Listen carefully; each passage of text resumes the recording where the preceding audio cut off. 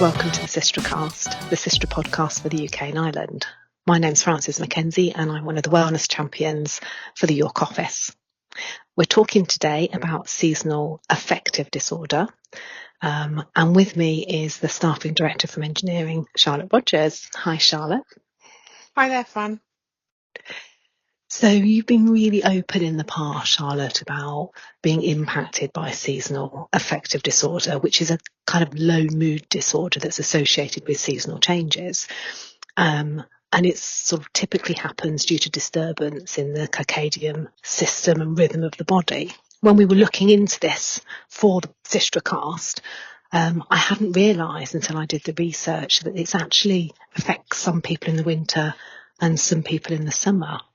Which do you identify with? So for me, it's definitely winter related. But like you say, when we've been talking about doing this podcast, it was a surprise to me that there's also a sort of equivalent for the summer months as well. Mm-hmm. And that has made me recognise some of the symptoms in another family member and has really enabled me to support them through that. It was quite alien to me because I am all about the summer months. That's when I'm at my best. Okay. But it's definitely this time of year, so the clock's going back as we move into the darker days, that I really feel that the seasonal affective disorder really could take its hold on me. So looking then at the risk factors of developing seasonal affective disorder, or SAD as it's become known, some of those risk factors include a previous history of depression or somebody else in the family with depression. Which do you identify with? So I've got a previous history of depression. I've had a good mixture of anxiety and depression for most of my adult life, which I've had medical help with. I've had counselling over the years, and I'd like to say at the moment I've got under control. Oh, that's good news. Yeah, you're never cured. It doesn't work like that.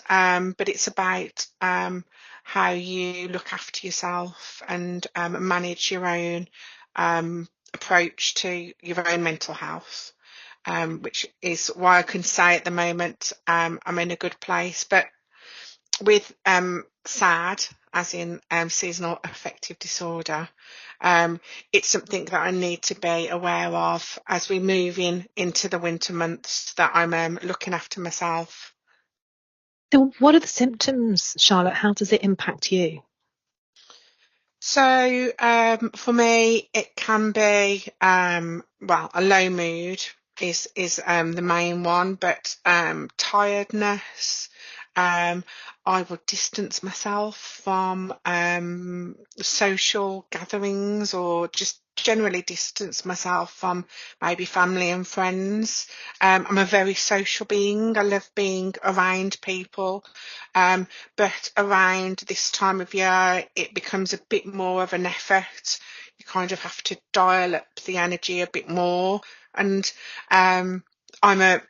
I've got a winter birthday, so November birthday, and Christmas is one of my favourite times of year. So it's tricky balancing all that with what can be a low mood and tiredness, and just really the feeling of wanting to hunker down and sort of hide from the world over the winter months. So sort of looking at some of the research around SAD, I mean, for some people, it can include suicidal thoughts, weight loss, weight gain, trouble sleeping, feeling of sort of worthlessness. What actions do you take to try and mitigate some of the effects? I mean, do you, for example, have a light therapy treatment that you have, or one of those special lights at home? So I don't personally have the the light therapy. However, I do that in a very natural way. It's so easy this time of year to leave for work in the dark and come home in the dark. Yeah. And if you don't make time to be out and about through the day, take those breaks that you're supposed to take, you could actually make it through the whole day without any sunlight. So it's important for me that I get that a bit of sunlight and fresh air regularly through my days. And it's not just when I'm going into the office, it can be when I'm working at home. With the bad weather, you could be tempted not to leave your house for the day. I've got a dog, which is great. So Theo, the Cavapoo, gets me out the house for a good, at least one good walk a day. If Matt or Isabel pick up the other walk. So yeah, that's good for me. I have to really watch in terms of my sleep. So you mentioned circadian rhythm. Sleep is hugely important in making sure that you're optimizing that. It's things about routine, so making sure that I've got a good routine for bedtime, like you would if you've got a baby or a toddler. The wind down to bedtime, making sure that you're setting yourself up for a good 8 hours sleep, limiting caffeine, the blue light as well, so not on doom scrolling through your phone before you go to sleep is really key. That blue light from any kind of gadget is really going to impact the quality of sleep you have. And is there a time when it's been particularly bad for you, when you've really, really struggled with the SAD? Yeah, so there was a time a year or so ago, it was actually sort of March time, so not even this time of the year, but obviously coming out of the winter months, and it kind of had taken quite a hold on me. And I ended up, I didn't even want to leave my bed.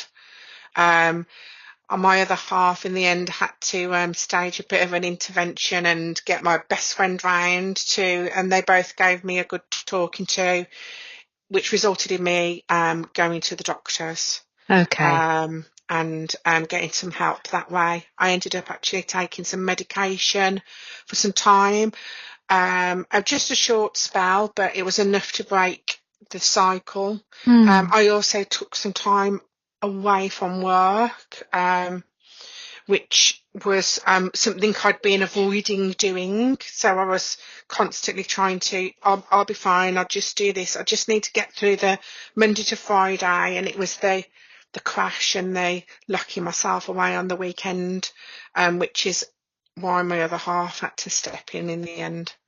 So it has really sort of impacted your home life in many ways. Yeah. So it's, as I said, I've suffered with depression over the years. So it's something that my other half is aware of. And he's much better now at picking up on some of the key the key bits, the pointers to say that I'm really not okay, because I've always been a working mom. It's important for me to be good at my job, and therefore it's a push through from me. Just get through this week, it's fine. And and constantly trying to be strong and push through the emotions, and actually that just makes everything worse. I've got a 15-year-old daughter, so she's seen sort of like the lower times as well, and it's not something we hide in the household, but we have healthy discussions about it, which I think is really important, particularly when you talk to teenagers. And how has it affected you at work, Charlotte? Has your colleagues and your line manager been really supportive? Yeah, so I'm being really lucky. I've had an excellent line manager in Andy Gubbins. We've known each other for a very long time, and he was there when my depression was really bad, and it was with our previous employer, and I ended up having to go through the employee assistance program, and I found a counsellor, which I actually ended up seeing for a couple of years, which was transformative for me. But at SYSTRA as well, the colleagues around me, there's a great team around me and people who really care and look out for me. Things they would notice maybe a lower mood. I'm generally quite a chirpy, positive individual, but I can get a bit of low mood. Like I said, withdrawal from the team, and withdrawal from friends and not turning up to social events and just being generally a bit more distant and quiet. So if colleagues are recognising that perhaps Charlotte isn't herself, she's not a normal sort of chirpy self, or perhaps there's someone else in their team that they've noticed is starting to sort of, come across as being a little bit low, what would you recommend they did? How can they reach out? So there's lots of different approaches you can take. As a direct personal approach, you could ask them how they're doing. I think it's really worth just asking someone, are you okay? Generally people say, yeah, I'm fine. You need to be more direct in the way you ask that question. So what would be a really good way of doing it is maybe saying, Charlotte, I've noticed that you don't seem yourself at the moment. You've seemed withdrawn. You haven't been as chatty as you usually are. Is there something going on? Is there something I can help you with? And that's, if you pick out the thing that has made you concerned and say, I've seen this, people may be more open to say something to you. Or maybe you don't have that kind of relationship with the individual, but you have noticed there's some issues. You could talk to them about speaking to the mental health first aiders.